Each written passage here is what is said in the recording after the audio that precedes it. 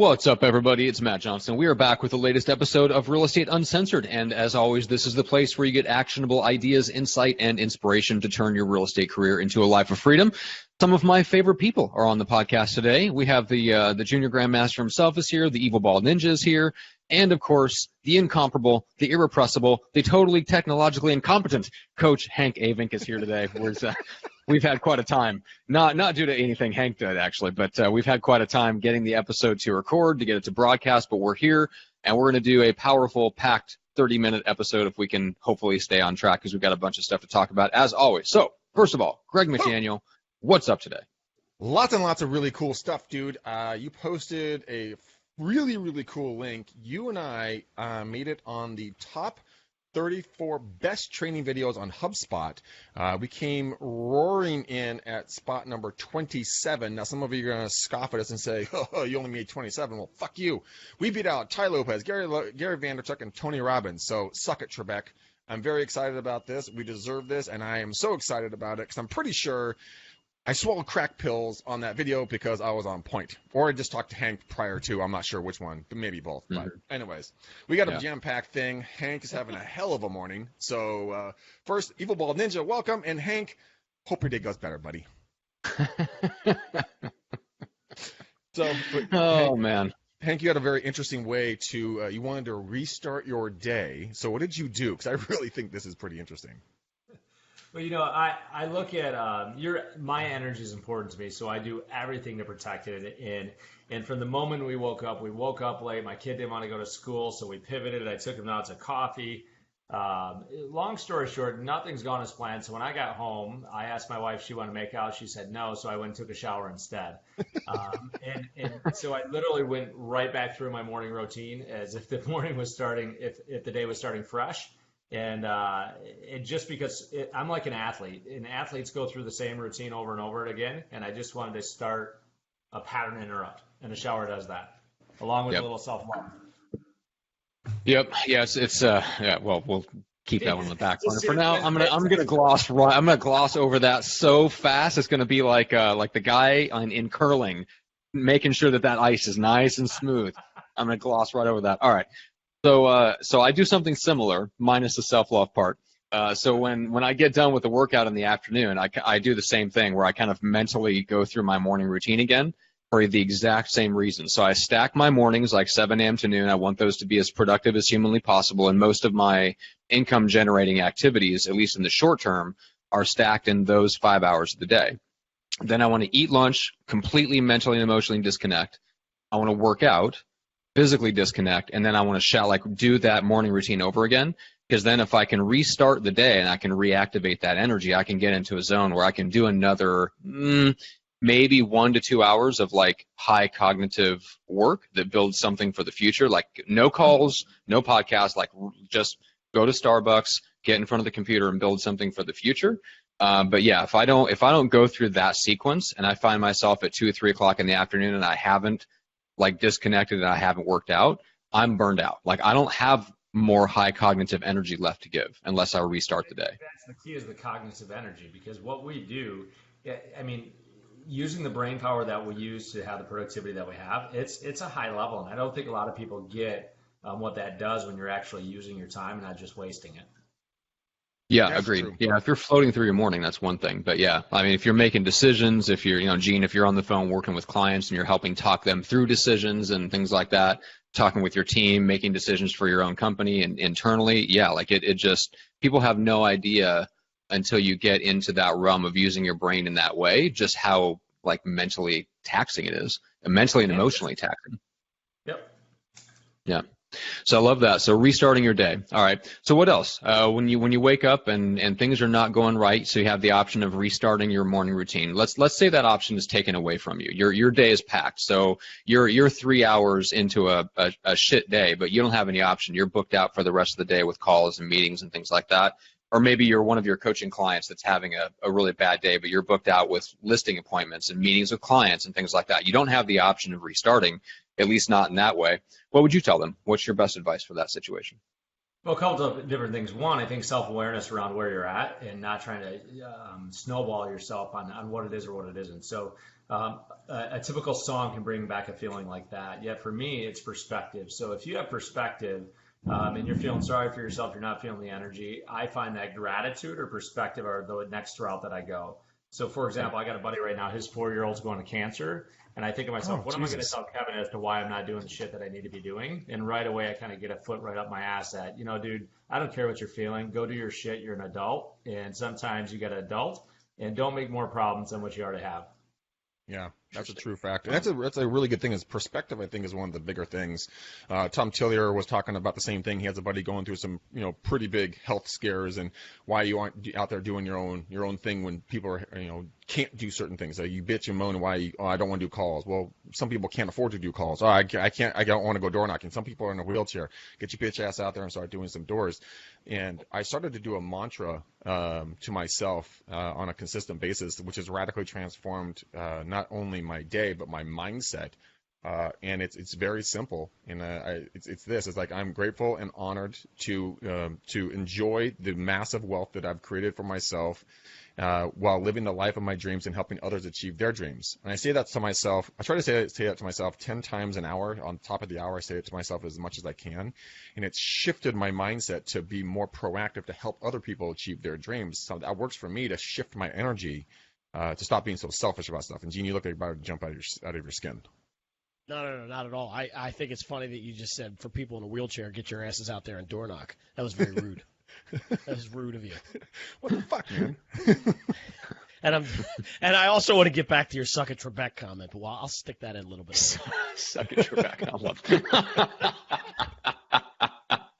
it. Oh man, that's awesome. Okay, well let's. So there's a few ways that you can reset. We talked through some ways for that. You can definitely give yourself some different perspective. I love the idea of moving yourself, like whatever works for you, whatever modality works. I'm very sensitive to music, so I'm kind of that same way where I can kind of move myself through a sequence of 2 or 3 songs from aligning with where I'm feeling now, and then gradually move it a couple of songs to where I'm feeling better. And you know what I'm saying? Like you kind of like roll with how you feel now. If you need to play some Tool or some Pearl Jam or whatever, and then you switch over to like gradually lighter and lighter stuff, and you can kind of step yourself down from the way you're feeling and get yourself into a better mindset. So that's a quick suggestion from me, if that works for you, if you're sensitive to music. So but I want to get into like Enya, Beyonce, Britney, just get that soft vibes. That kind of your go-to to kind of just zen out. Yeah, pretty much. Better Yeah, work, lots bitch. of Enya. Work, bitch. You better work, bitch, by Britney. Put a ring on it. If you like it, put a ring on it. You know what I find, though? I find for me, music, I'm a huge music guy myself, but if I get into one of those funks, one of those half-hour funks where things are just spiraling down, I sometimes can't even listen to music. It screws me up. Like, I would actually rather go to the gym, yeah. I find that when I'm in that crazy mindset where it's like I'm feeling sorry for myself, when I get to the gym and release those endorphins, that's usually when it helps the most.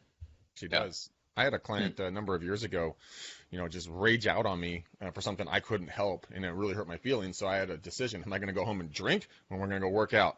And I'm like, you know what? So I went home. I put on my gym shorts, went to the gym for 30 minutes, and I worked out hard. I mean, hard cardio for 30 minutes.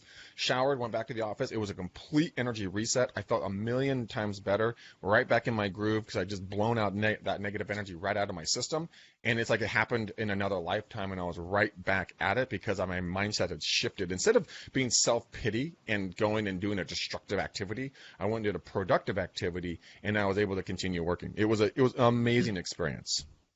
They say these. I was talking to a psychologist one time, and they were talking about knowing your triggers, and then and having something sort of like Greg's mantra, like having something at your disposal very quickly.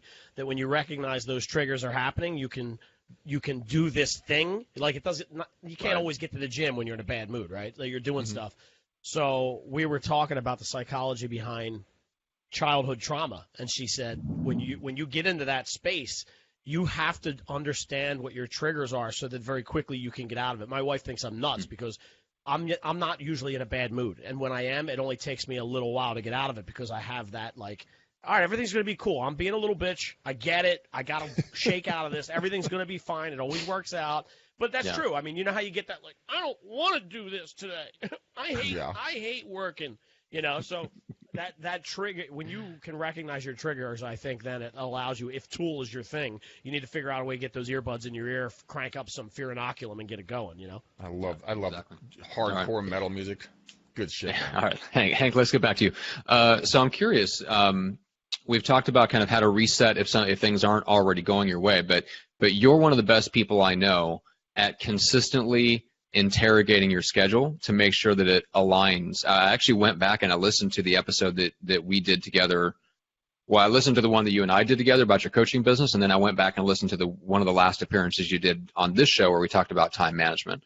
But I want to get into kind of your approach to, you mentioned that you really protect your energy. And I've noticed you talking a little bit lately about some adjustments, like you're taking on some more one-on-one people and stuff like that. So I'm curious, like, what's your latest thinking on how you are interrogating your schedule and protecting your energy, like, systematically every single day? So I think that we need to start with being honest with ourselves. And so after every single interaction with someone, I'll check my energy.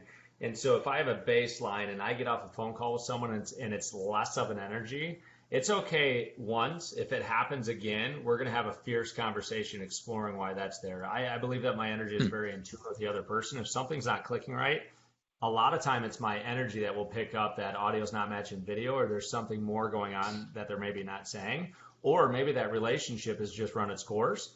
And I have a tattoo right here.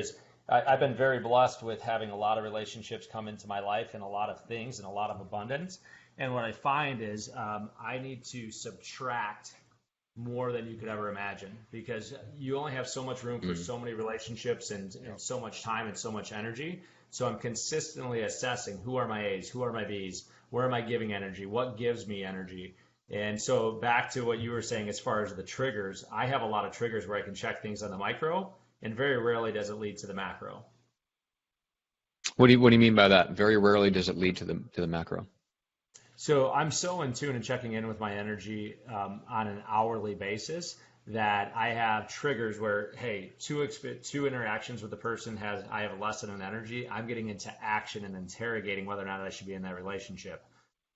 Every single month, I look back at everything that I scheduled, because I document every single hour that I work. I hold accountable to an outcome, and I only volunteer 10% of my time. So I'm consistently subtracting things that I say yes to. For example, I'll go back and say, hey, I said yes to this podcast. What was the outcome that I was looking for? I just know that you two are a strong relationship for me. So I said yes with no expectations except spending time with you. Mm-hmm. Do we go into the 10% that you consider volunteer, where it's not linked to an outcome, or do you have is it just part of the A's kind of relationship stuff?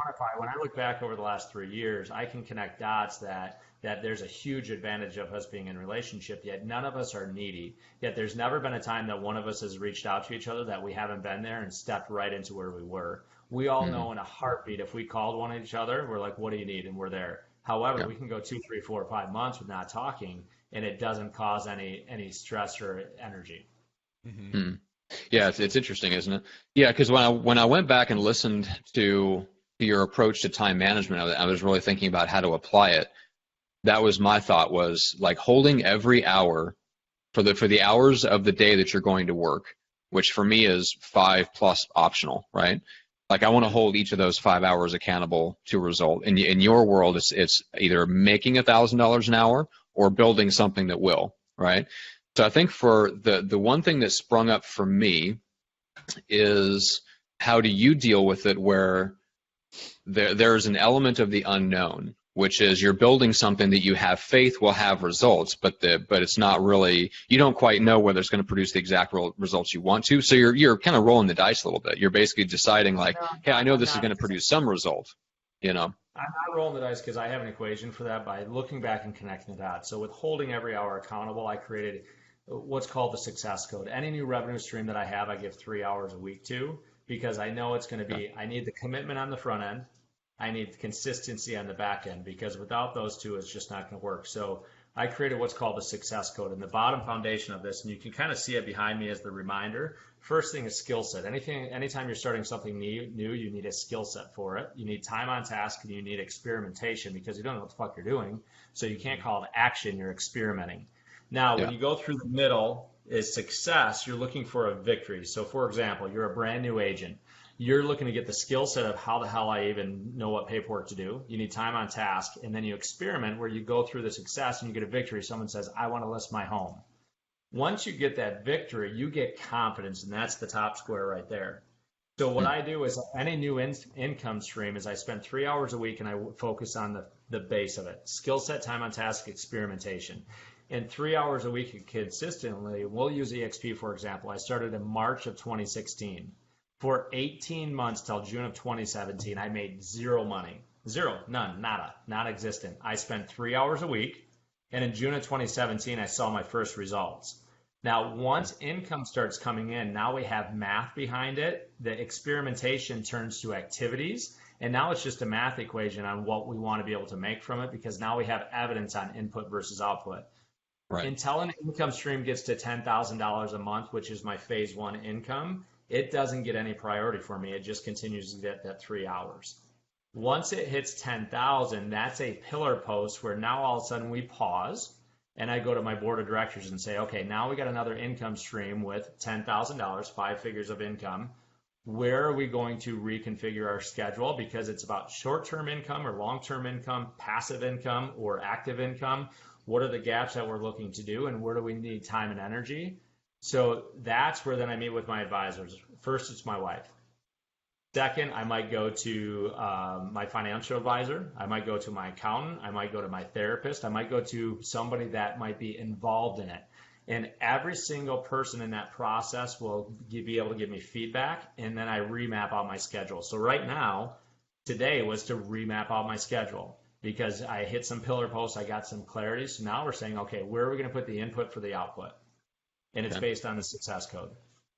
Yeah, that's really interesting. All right, where is this material at? Is it still all trapped in your head? Is it in 36 to Life? Where's it at? Yeah, and that's one of the challenges. So we're coming up on our 4th year in business, and we've had a lot of success. And now all of this is in videos and content. Now what we're doing is I formed the original 6. So I've got 5 coaches who've been with me from the beginning. And we're taking this content from my head and videos and putting it in a more clear message deliverable. And so that's where we're going for the next 12 months. Yeah. Is that going to materialize into a book or a program, do you think?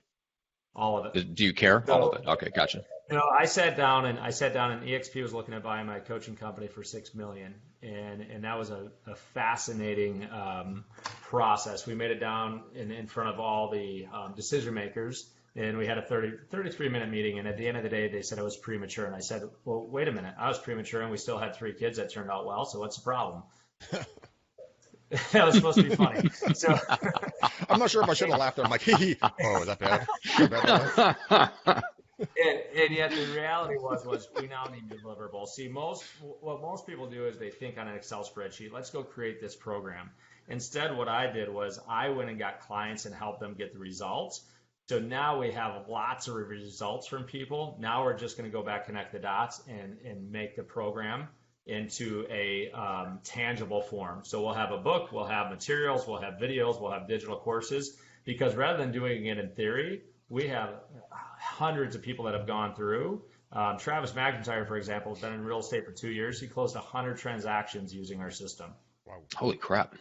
And this dude gave plasma to stay on my coaching program. That's how committed he was. He gave plasma? He gave plasma every month to be able to pay my coaching fee. Goodness. Damn. That's not interested. That's committed. That's really you should actually interview him. The dude's a beast. He's not the sharpest pencil in the box. He's just like your typical bald, like just kind of goofball. He goes, his mantra's Big Daddy, so he has like Big Daddy cakes when people close. But the dude did 100 transactions in his first 24 months. I mean, it's just funny. Ridiculous. I gave him permission to just be himself, and he's knocking it out of the park. Wow. Let's go back to that really quickly and talk about your permission to be yourself. That's something that I think a lot of people don't understand the concept of that, because they still have this theoretical idea of I have to be, suit and tie, high and tight, super professional all the time, can't bring your own personality out. But people don't want that anymore. And I think that that's one of the biggest revolutions that, Hank, you're living your authentic life. This guy who you talked about, he's living his authentic life. And you're not just surviving, you're thriving. So unbox that a little bit, because I want you to give our listeners permission to be authentically them. What does that look like? Well, and I want to give credit where credit's due. Matt, I watched one of your videos, and through permission with you, we've kind of massaged part of your thought process. And one of my coaching clients came up with Hank. So write down Hank. First, you got to be heard, and that's what a lot of people are doing, is they're trying to cut through the noise so that they can be heard. And if you're not authentic, people can see through that like that. Mm-hmm. Yeah. Once you're heard, you're authentic, you get noticed. And after you've been noticed by someone and you help somebody experience the results, they start talking about you. So then people are being introduced to you as a certain person or being of getting results. That's where you become known. Once you become known, it's a game changer. And yet so many people are trying to placate and be something else, and it's exhausting. And so when you stop giving so many fucks and you just show up to genuinely, authentically help people and not try to be perfect and just say, screw it, I'm doing the best that I can, and genuinely help the people that you're working with get the results, and let your results speak louder than your resume.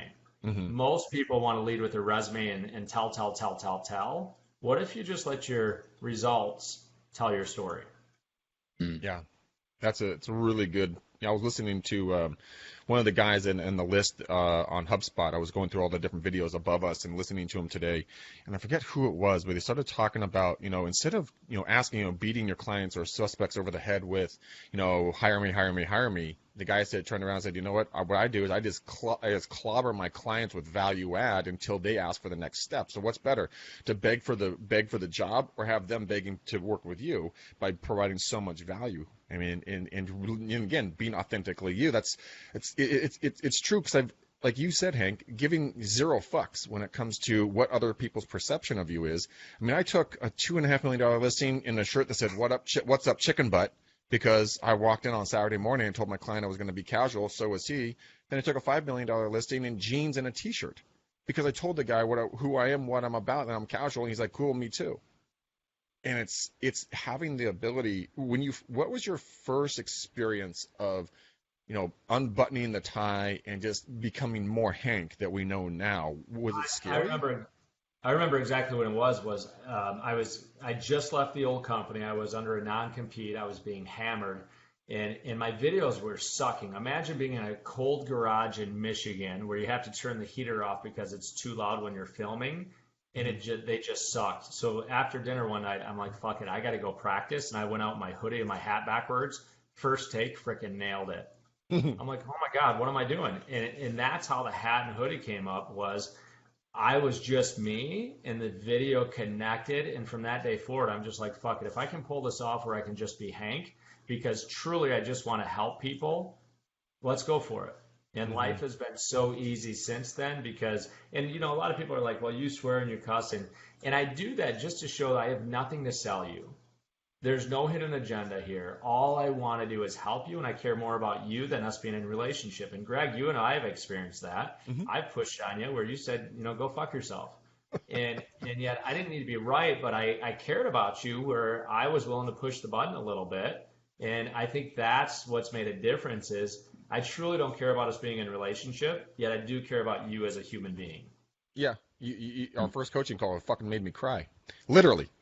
I think Hank was proud of himself. I'm sitting like, and I'm like, well, I found my coach. All right, cool. But now think about this too, though. Is we decided not to coach together because I didn't feel I didn't feel we had the same path for the outcome, and I wasn't willing to participate because an ego thing. What coach is going to turn down a guys of your stature to coach?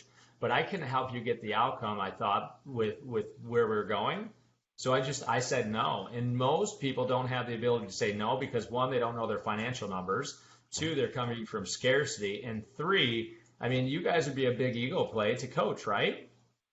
Probably. I don't know. And I mean, you would be. Okay. But I knew I couldn't get you the outcome based on how I wanted to go see it happen. So I said no. And this is where real estate agents need to stop taking on fucking clients that you can't help, because you are advertising that you suck. Yeah. It's true. And that's the one thing, that day my energy went to shit because I was just like, I got like deflated that, Hank didn't want to work with me. But then our friendship has never wavered. I mean, we've always been solid friends. I mean, there's absolutely, I could pick up the phone and call Hank and be like, dude, bro, I got to talk. He'd be like, all right, I got this time right here. I'm busy with a client, but I'll call you back right away. And it showed authenticity. And at that point, that's where I gained the respect for Hank versus just a transactional relationship.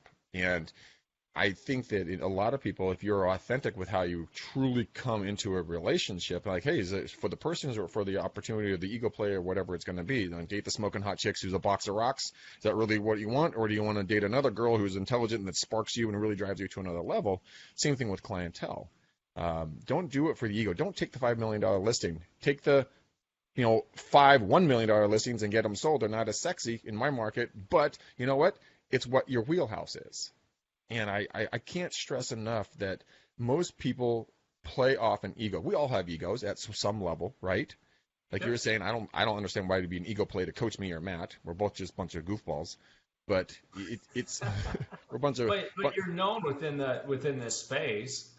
Right. So when you're known, it's like, oh wow, I coach these guys. Like, there's so much. People lose more money because of ego than anything else. Yeah. Yeah, that's one thing that jumped out when I went back and re-listened to a couple of things that we've done. Is you talked about interrogating your calendar for the things that you do that are for significance, and I can remember doing a lot of that. And I think that's part of my evolution as a business owner and going from feeling like I wasn't well known in the space to all of a sudden being, not famous, but reasonably well known in certain circles, within the space. So I said yes to a lot of stuff. I think Greg and I both said yes to a lot of stuff that didn't actually end up making us money. Speaking gigs, podcast interview, stuff like that we really did out of the wrong motive. And that really hit me hard. If you're in phase one, though, when you're in phase one, food, shelter, and water, you might be doing things that aren't sustainable or don't work in the long run. Here's when you said something that sparked something is so many people are neutral. And when you're neutral, people don't remember you. When I walk into anywhere, I'll be anything but neutral. And yet every single person in that room will at least know of me, whether it's because I'm showing up with my hat backwards or I go to a pool party and nobody's in the pool, so I go to the pool. And I specifically remember I was at a company meeting and I was in the pool with one other dude and they're like, and this guy walks up to one of our senior board members and says, "Who's that guy?" And she goes, "Oh, that's just Hank. He's awesome. You'll love him." We ended up getting connected through the process when I was looking to sell my company to EXP. And we got on a phone call, and he goes, "Hank, I know you." And I said, "How do you know me?" He goes, "You were in the pool, and I was judging you, and I asked somebody who this dink ball was, and I heard that it was you. Therefore, I was able to go and stalk you and realize you're a good dude. If I would have been neutral and tried to just have it, play it safe, he would have never known me, and that phone call would have been completely different." Yeah, that's something. I read an interesting article. Maybe not jumping in the pool. I'm assuming you had a swimsuit, not your full suit, walking around with a cocktail.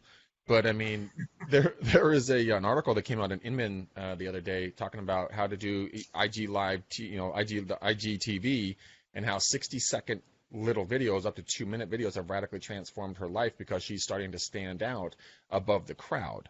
And you're standing out in your way by getting into the pool. Is there any rules that you found? Well, I want to talk about Gene and Hank on this. Is there anywhere you shouldn't go to stand out?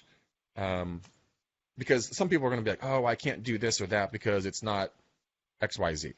Right? Are you seeing anything like that, or is it just balls to the walls, do whatever, get weird and crazy? Real quick, and then I'll head it off to you. Yeah. My old coach said Hank likes to do stunts, and when you do a stunt, when it works out really, really well, and everybody celebrates. When you do a stunt and it doesn't work out, you look like a schmuck and you learn. So I think it's one of those trial and error things, and what's at risk. So you need to know how much you're willing to risk with the stunt. Like I threw the president of EXP in the pool. Well, I whispered in her ear and I said, "Hey, Stacy, can I throw you in the pool?" She goes, "You know you're going to do it anyways." Yet I just spent 2.5 hours with her talking one-on-one before that.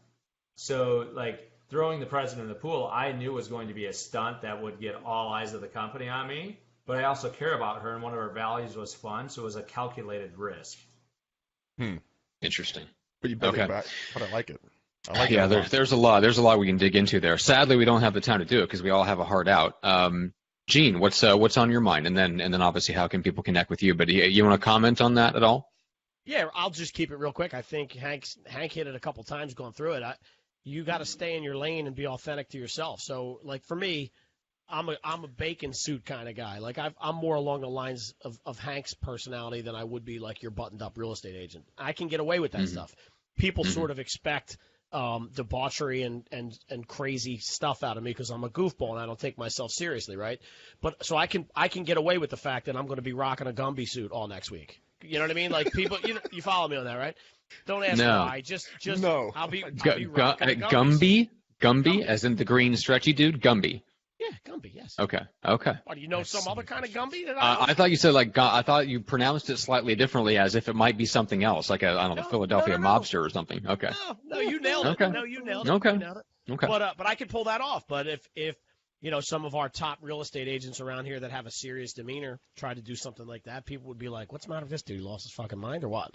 Like you got to sort of stay in your lane and be authentic to yourself. I think is what I'm trying to say. People snip it out if you're not. Oh, For yeah. sure. Yeah. I've actually had people ask me why I didn't cuss when I was speaking for their event.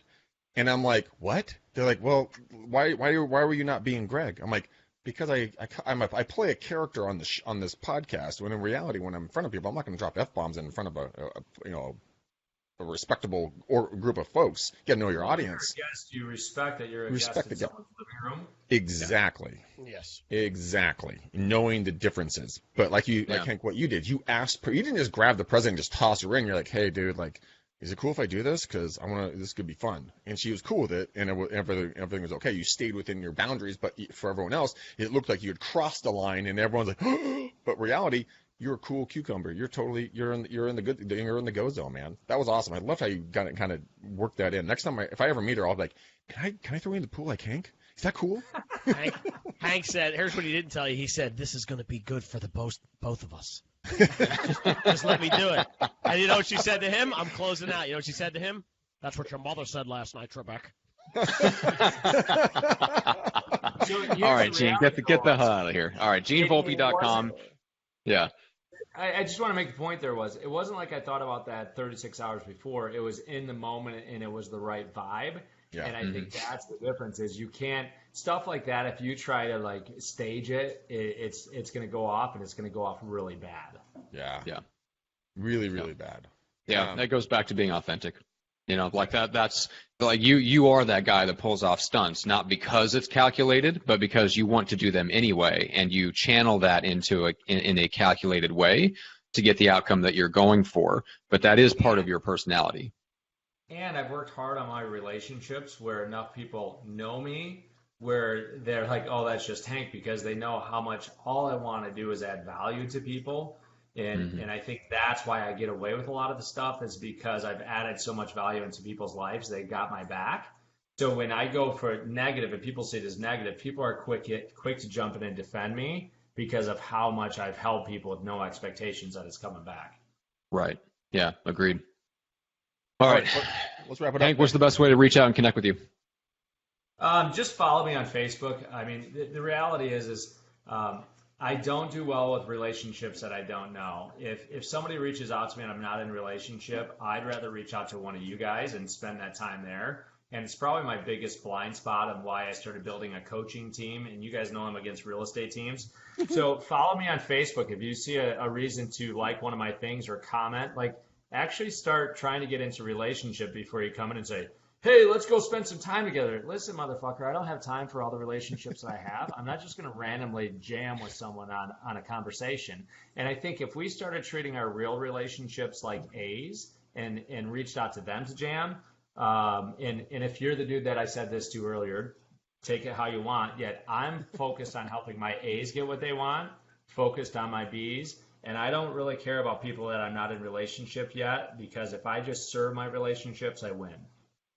Yeah. Serve your relationships and you win. That's a takeaway right there. We should have just made that the title. That would have wrapped it up. Matt, where can they go rate and judge our show? Well, they can judge it from the safety of their living room and their car. We call that car judging. They can judge our podcast anywhere they like. If you'd like to rate and review the podcast, we'd prefer you go to Apple Podcasts and leave a nice review, including giving a shout out to the guest, like Hank, for his time and his contribution. And then, Greg, what's the best way to reach out and connect with you?